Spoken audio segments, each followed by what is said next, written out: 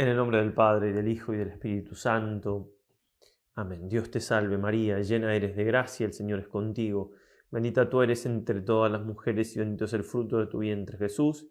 Santa María, Madre de Dios, ruega por nosotros pecadores, ahora y en la hora de nuestra muerte. Amén. San Ignacio de Loyola, ruega por nosotros. Un día más de ejercicios, una meditación más. Adelante, no bajemos los brazos, no dejemos de poner nuestra parte en esta tarea que hace Dios en nuestra alma, que es santificarnos.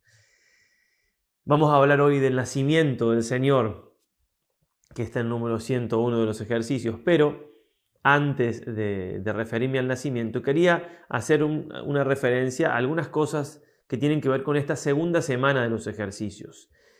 Tradicionalmente se divide el camino a la vida espiritual, de la vida espiritual a la santidad, en tres partes, ¿sí? Se llaman las tres vías, pero tres vías dentro de una misma vía. La vía purificativa, que es el momento de la vida de la persona cuando nos convertimos y nos alejamos del pecado y nos arrepentimos y hacemos penitencia. Bueno, hay cosas que siempre van a estar, es predominantemente purificativa. San Ignacio la hace corresponder obviamente a la primera semana de ejercicios. Él toca el tema de pasadita en la nota 10, en el número 10 del librito.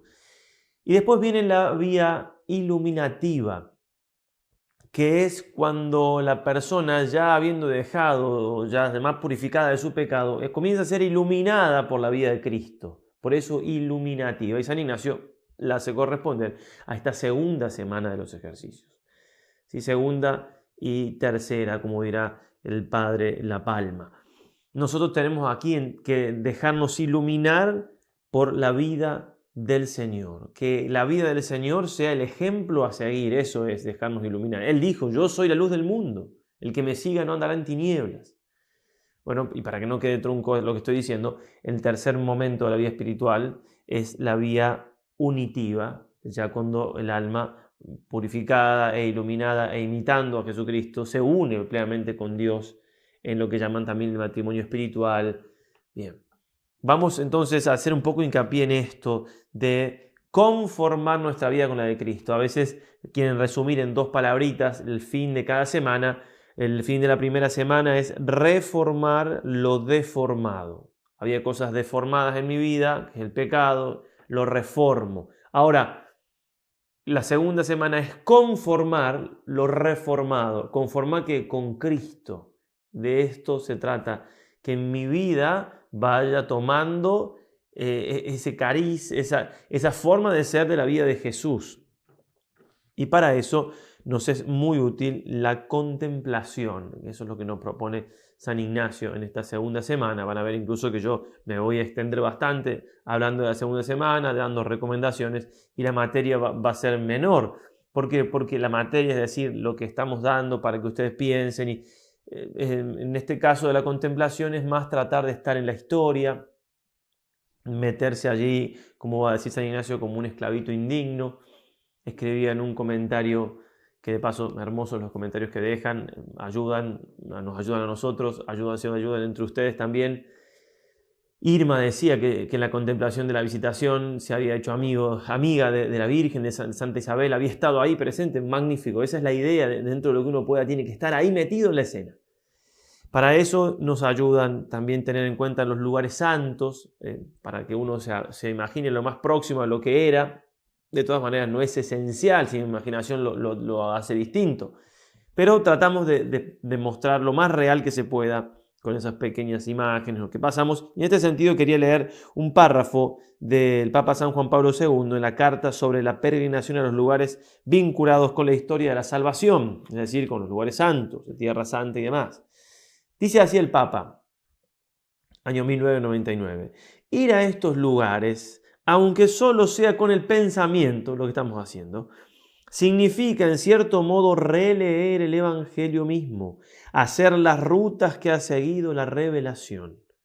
Ir con espíritu de oración de un lugar a otro, de una a otra ciudad, en el espacio particularmente marcado por la intervención de Dios, no solamente nos ayuda a vivir nuestra vida como un camino, sino que nos presenta plásticamente la idea de un Dios que nos ha anticipado y nos precede, que se ha puesto Él mismo en camino por las sendas de los hombres, que no nos mira desde lo alto, sino que se ha hecho nuestro compañero de viaje. Con toda verdad, estos son los lugares en los que están nuestras raíces espirituales. Hermoso, ¿no? Lo que estamos tratando de hacer con estas contemplaciones. Por algo San Ignacio también tenía tanta intención de ir a Tierra Santa, y si fuera por él se hubiera quedado allí, no pudo, no lo dejaron, si no se quedaba a vivir ahí en esos santos lugares. San Juan de Ávila dirá, lo comienza a decir acerca de la pasión, pero se extiende a toda la vida de Cristo como él mismo lo hace. Miren que también qué interesante para tener en cuenta en estas contemplaciones que hacemos. Los deseos del cristiano que se ejercita en pensar la pasión, estos han de ser, si quiere imitarla. Porque como el Señor vino del cielo a la tierra a conversar con los hombres, conversar no significa hablar, ¿no? Es compartir, es un término más parecido al que se usa en latín, y a enseñarles el mejor y más seguro camino para ir allá al cielo, y en naciendo escogió pobreza, frío, destierro, y creciendo en edad creció en trabajos, y al fin de su vida fue acrecentamiento de otros mayores. Honró tanto estas cosas, aunque muy bajas, que por juntarlas consigo les dio quilates de honra y señales de seguridad y hermosura para ser codiciadas. Hermosura para ser codiciadas. Es decir, al contemplar a Jesús, por ejemplo, en este caso Jesús niño, naciendo pobre en un pesebre, tengo que codiciar, imitar esa pobreza como pueda en mi estado. Por supuesto, la pobreza al menos espiritual, el vivir pobremente en el sentido desapegado de las cosas, imitar, codiciar lo que Cristo vivió por algo, Él lo vivió así. Bueno, pero eso lo tiene que ir haciendo la contemplación. No es algo que pueda lograrse solo con fuerza de brazos, es poner lo que está de nuestra parte y dejar al Señor que haga el resto. Nosotros tenemos que ir viendo en cada meditación entonces el fin que tiene San Ignacio en esa meditación, que en definitiva en esta segunda semana es conocimiento interno de Cristo, y esto unido al fin general de los ejercicios, que es vencerme. Ese conocimiento interno de Cristo me tiene que llevar a vencerme a mí mismo, a vencer y quitar las afecciones desordenadas, o hacer lo que esté de mi parte para que Dios las quite, y hacer la voluntad de Dios.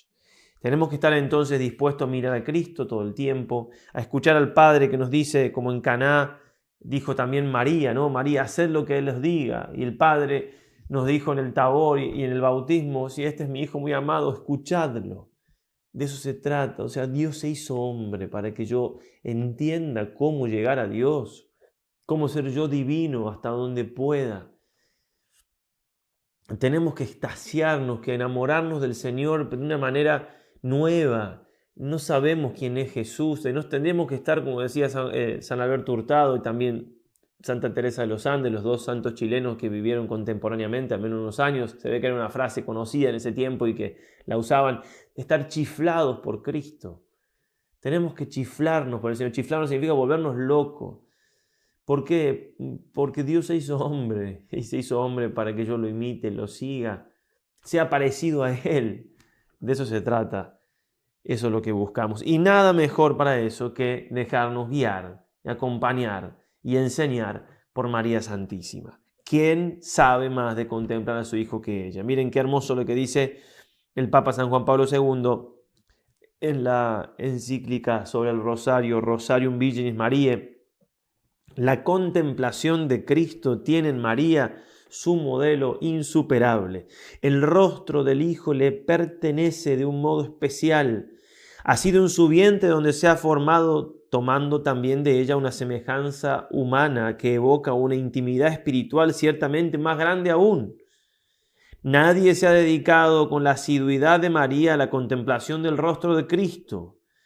Los ojos de su corazón se concentran de algún modo en Él ya en la Anunciación, cuando lo concibe por obra del Espíritu Santo. En los meses sucesivos empieza a sentir su presencia y a imaginar sus rasgos. Cuando por fin lo da a luz en Belén, sus ojos se vuelven también tiernamente sobre el rostro del hijo, cuando lo envolvió en pañales y lo acostó en un pesebre.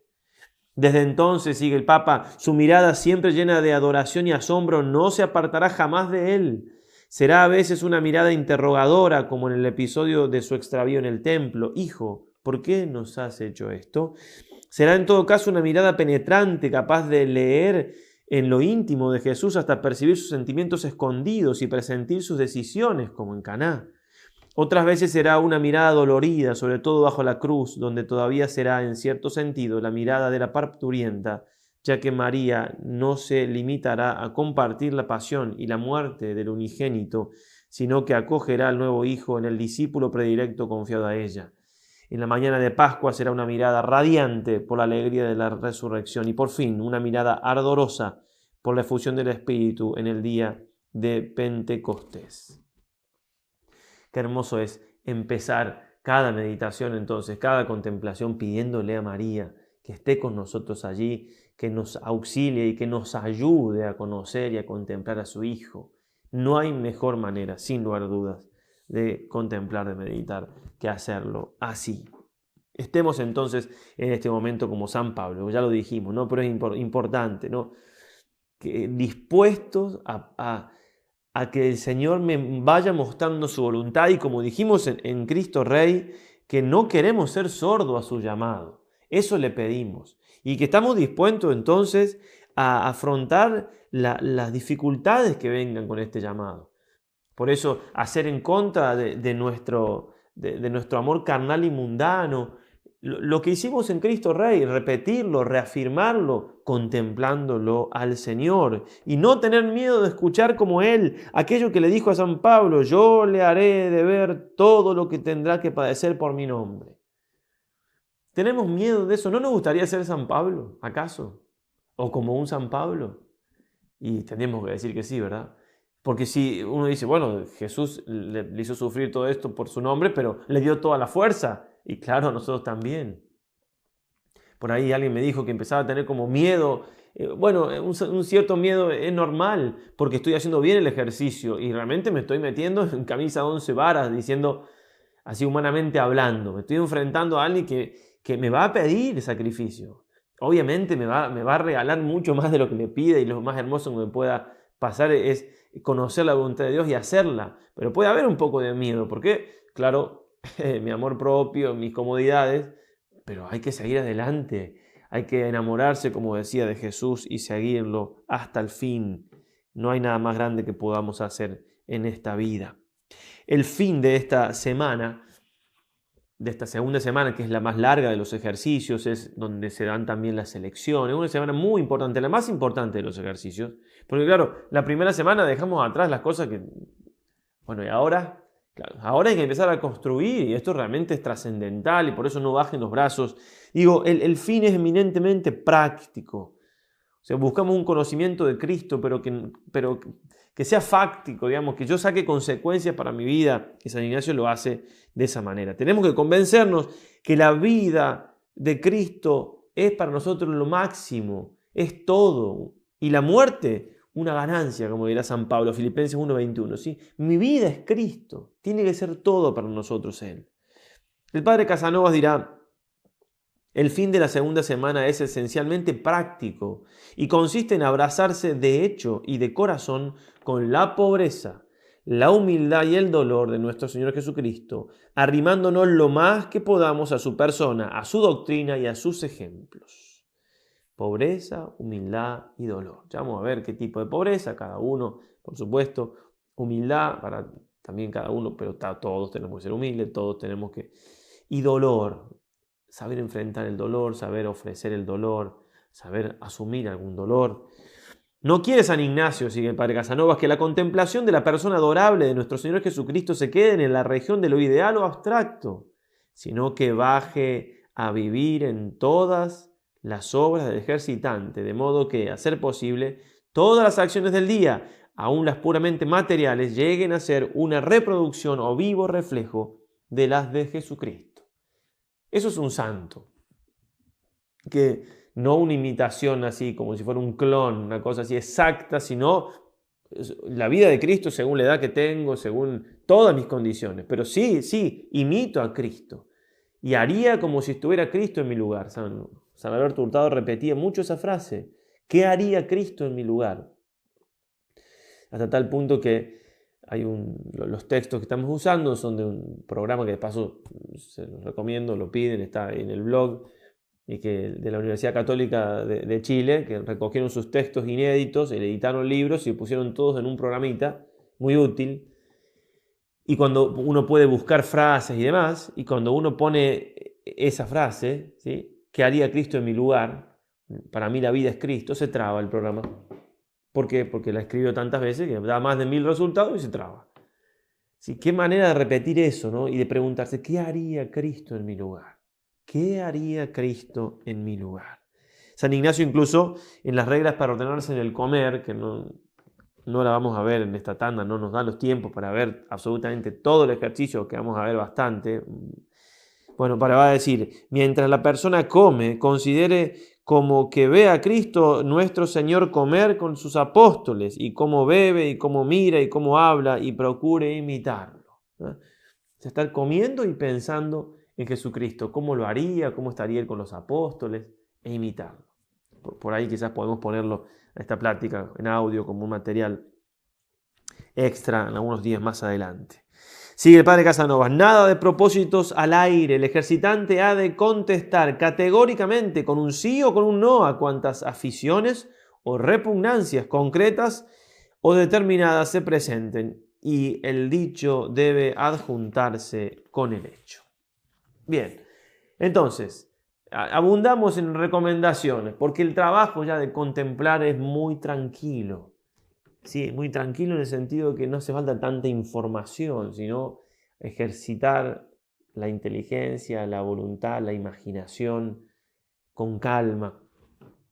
A estos efectos San Ignacio también cambia algunas adiciones ¿se acuerdan que habían dicho las adiciones de no pensar de cosas motivo a risa, porque estábamos sobre todo en la primera, o a gloria, ¿no?, la primera semana? La claridad o la que no haya tanta claridad, porque pensar en los pecados y demás no me ayuda. Cuando me levanto a la mañana, ir pensando que voy a ponerme ante un rey, al que he engañado.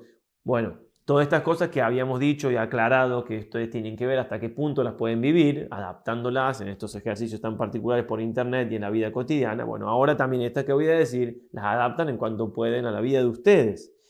Y lo que va a hacer San Ignacio acá, y estoy en el número 130, 129 y siguientes, es darle una, otra y otra vuelta de rosca a la persona de Jesucristo. Es decir, la atención tiene que ir a la persona adorable de nuestro Señor Jesucristo.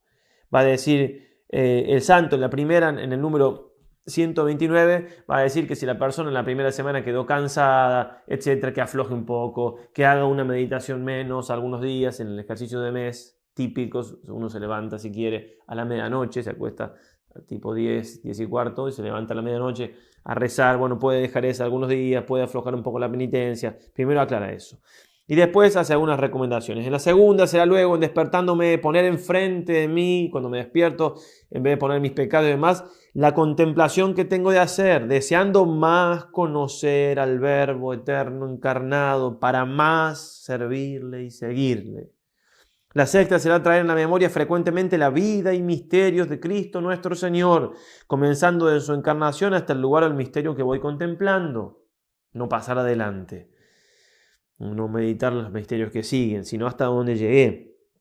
La séptima que va acomodando esta semana será que tanto se debe guardar en tener oscuridad o claridad, usar de buenos temporales o diversos, cuanto sintiere que le puede aprovechar y ayudar para hallar lo que desea la persona que se ejercita.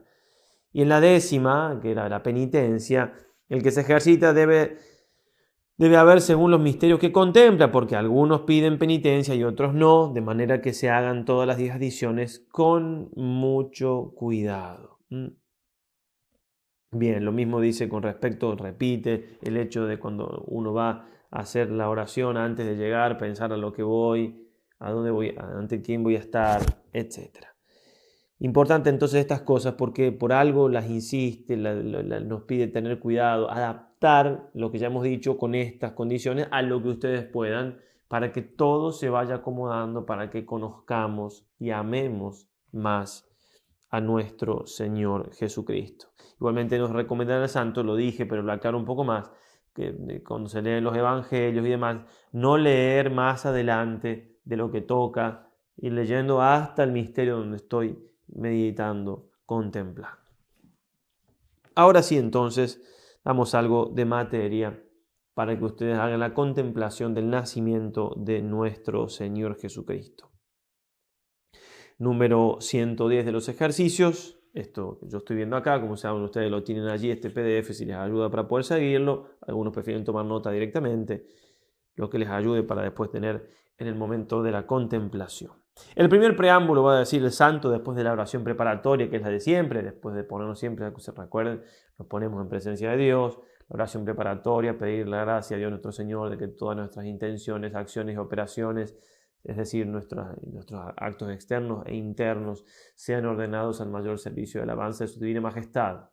Después de eso, que hacemos con mucha conciencia y concentración, el primer preámbulo es la historia. Será aquí cómo desde Nazaret salieron Nuestra Señora grávida, casi de 9 meses, como pueden meditar piamente, asentada en una asna, y José llevando un buey para ir a Belén a pagar el tributo que el César echó en todas aquellas tierras, etc. Se puede leer, por supuesto, con mucho provecho el Evangelio. Voy a leerlo al Evangelio entonces de San Lucas, capítulo 2, versículo del 1 al 7. Sucedió que por aquellos días salió un edicto de César Augusto, ordenando que se empadronase todo el mundo. Este primer empadronamiento tuvo lugar siendo gobernador de Siria, Cirino. Iban todos a empadronarse, cada uno a su ciudad. Subió también José desde Galilea, de la ciudad de Nazaret a Judea, a la ciudad de David, que se llama Belén, por ser él de la casa y familia de David, para empadronarse con María su esposa, que estaba encinta. Y sucedió que, mientras ellos estaban allí, se le cumplieron los días del alumbramiento y dio a luz a su hijo primogénito. Le envolvió en pañales y le acostó en un pesebre, porque no tenían sitio en el alojamiento o en la posada. Bueno, entonces la historia, para que nuestra memoria vaya estando entretenida y atenta a lo que vamos a contemplar, a lo que vamos a meditar. El número siguiente es la composición del lugar, va a decir San Ignacio. Será aquí ver con la vista imaginativa el camino desde Nazaret a Belén, considerando la longura, el largo, la anchura, y si llano o si por valles o cuestas sea el tal camino. Asimismo mirando el lugar o espelunca, es decir, la cueva del nacimiento, cuán grande, cuán pequeño, cuán bajo, cuán alto y cómo estaba aparejado. Vamos entonces a ver el mapa, nos vamos otra vez a Tierra Santa, estamos en el norte, en Nazaret, donde Jesús vivió su vida oculta, donde la Virgen recibió el anuncio del ángel. Bien, entonces en Nazaret reciben el edicto de empadronamiento, salen María y José, 4 o 5 días de viaje hacia el sur, hacia un tiempo de frío, de lluvia, invierno. Bien, contemplarlos allí. Entonces el camino hacemos rápidamente, nosotros nos vamos al sur de Tierra Santa, como digo, 150 kilómetros, y vamos a Belén, cerquita de Ain Karim, donde hicimos la meditación anterior. La Basílica de la Natividad, que podemos ver aquí entonces la entrada, no tiene una forma tan común, porque estos lugares estuvieron en guerra, fueron hechos, esa es la puerta de entrada, cuando se entra, como vamos a hacer ahora, hay como un hall, como digo, no tiene una forma tan sencilla de entender si uno no lo ha visitado. Este es el primer lugar donde uno entra, que sinceramente no me acuerdo bien qué sentido tiene, como digo, hace mucho tiempo que fui, y hay cosas que son propias de los avatares de la historia. Ahora sí entramos a lo que es la iglesia. Al fondo a la derecha verán esas telas que habrán estado restaurando, como hicieron en este video. Hacia allí hay que ir con la imaginación, y está esta entrada, que es la entrada propiamente a la cueva, que está bien abajo. Ahí estamos entrando, aquí al lugar donde nació el Señor, está en ese lugar que vamos a ver ahí, exactamente ahí, ese lugar que se venera del nacimiento de nuestro Señor Jesucristo. Sin duda era una cueva, a mí me hace pensar que están abajo ahora porque con el paso del tiempo, ustedes saben, las ciudades se van destruyendo y se va construyendo arriba, etc. No creo que haya estado tan abajo, pero sí que era una cueva. Bueno, ponerse allí en la historia y estar ahí con la imaginación y la composición del lugar, porque como vamos a ver, la contemplación se trata de eso, ¿no? Ver entonces, acompañar a María, acompañar a José e ir a ese lugar tan importante y tan trascendente para nosotros, que tanto nos tiene que enseñar. Se podrían decir varias cosas, simplemente así, a manera de pincelada. Pensar lo siguiente, como justo un edicto del César Augusto en ese momento, cuando ellos María estaba encinta, estaba a punto de dar a luz, uno dice, bueno, pero la providencia divina acomoda todo. Ellos aceptaron, obviamente no se quejaron, nosotros tenemos que hacer lo mismo. Tenía que nacer, dice, en Belén, mas tú, Belén, Efratá, Miqueas 5:1, aunque eres la menor entre las familias de Judá, de ti me ha de salir aquel que ha de dominar en Israel y cuyos orígenes son de antigüedad, desde los días de antaño. Entonces, nuestra vida es igual, nuestra vida también está escrita en el corazón del Señor. Él va acomodando las cosas, aunque nosotros no seamos ni José, ni María, ni Jesús. Tengo que ver así también las cosas providenciales en mi vida. Bueno, vamos entonces a lo que San Ignacio nos presenta de qué tenemos que hacer en el cuerpo de la meditación, de la contemplación. Luego de hacer la súplica, que siempre tenemos que hacer la misma en esta segunda semana, conocimiento interno del Señor que por mí se ha hecho hombre para que más le ame y le siga. Martillar, por decirlo de algún modo así, la piedra, digamos, o sea, pedir con insistencia al Señor hasta que brota esa agua de la gracia divina para que nosotros podamos conocer a Jesús de esa manera. Vamos a los 3 puntos que nos trae San Ignacio. En el primer punto, entonces, estamos en el número 114, dice San Ignacio, ver las personas, es a saber, ver a Nuestra Señora y a José y al niño Jesús, después de ser nacido, haciéndome yo un pobrecito y esclavito indigno, mirándolos, contemplándolos y sirviéndolos en sus necesidades, como si presente me hallase con todo acatamiento y reverencia posible, y después reflexionar en mí mismo para sacar algún provecho. Estar ahí, contemplar, ver. Va a decir después, segundo punto, mirar y advertir y contemplar lo que hablan y reflectir en mí mismo para sacar algún provecho. Después, tercer punto, número 116, mirar y considerar lo que hacen, así como es caminar y trabajar para que el Señor sea nacido en suma pobreza y a cabo de tantos trabajos de hambre, de sed, de calor y de frío, de injurias y afrentas para morir en la cruz. Y todo esto por mí. Después reflectiendo, sacar algún provecho espiritual. Reflectiendo es reflexionando. Entonces, lo que venimos haciendo en las otras contemplaciones, estar en la escena, observar con todo el corazón, con todos los sentidos, y sacar algún provecho para mí. Ver la vida de este Dios encarnado para sacar algún provecho para mi vida. Decimos algunas cositas más, les voy a robar, como ya se han dado cuenta, un poquito más de tiempo para este misterio, dada la introducción que hice de la segunda semana, que me llevó varios minutos. Jesús nació en Belén, va a decir Monseñor Fulton Sheen, en Belén y en una cueva, ¿no? Cuando el libro de la historia esté completo hasta la última palabra en lo temporal, la línea más triste de todas será la siguiente: no había sitio para ellos. No había lugar para que Jesús naciera. Y nosotros nos quejamos de que a veces nosotros no tenemos lugar para algo, para sacar una conclusión básica, ¿no? Jesús, Dios hecho hombre, nació en una cueva. Y yo, cristiano católico, me quejo de no tener las comodidades. A ver, ¿hasta qué punto la vida de Cristo me va iluminando? A eso vamos a apuntar. En el sitio más repugnante del mundo, dice Monseñor Fulton Sheen, en un establo había nacido la pureza, con mayúscula. Aquel que más tarde había de ser sacrificado por hombres que actuaban como bestias, nació entre bestias. Aquel que habría de denominarse a sí mismo el pan de la vida que descendió del cielo, fue colocado en un pesebre, que es precisamente el lugar en que comen las reses. Siglos antes los judíos habían adorado al becerro de oro y los griegos al asno. Los hombres se inclinaban ante estos animales como ante Dios. El buey y el asno se hallaban ahora presentes para realizar su inocente reparación, inclinándose delante de su Dios. No había sitio en la posada, pero lo hubo en el establo. La posada es el lugar de concurrencia de la opinión pública, el centro de las maneras mundanas, el sitio donde se cita a la gente del mundo, los que tienen popularidad y gozan del éxito.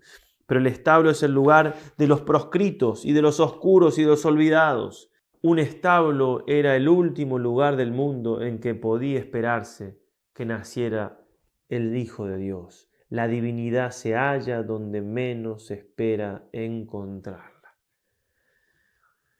Estar ahí entonces, estar ahí y tratar de ir sacando conclusiones para mi vida, estar ahí y desear entender hasta donde pueda lo que sucede para aplicarlo a lo que yo estoy viviendo.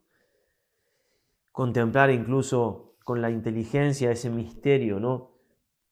Ese misterio del parto milagroso de la Santísima Virgen María, como dice San Agustín, así como una luz atraviesa un cristal y no lo rompe, así Jesús salió del vientre de María permaneciendo ella virgen. Ese parto milagroso del cual, si mal no recuerdo, en la cuarta égloga de Virgilio se habla de un niño que nace sonriente, ya una profecía en el mundo pagano, que no es un parto con dolor.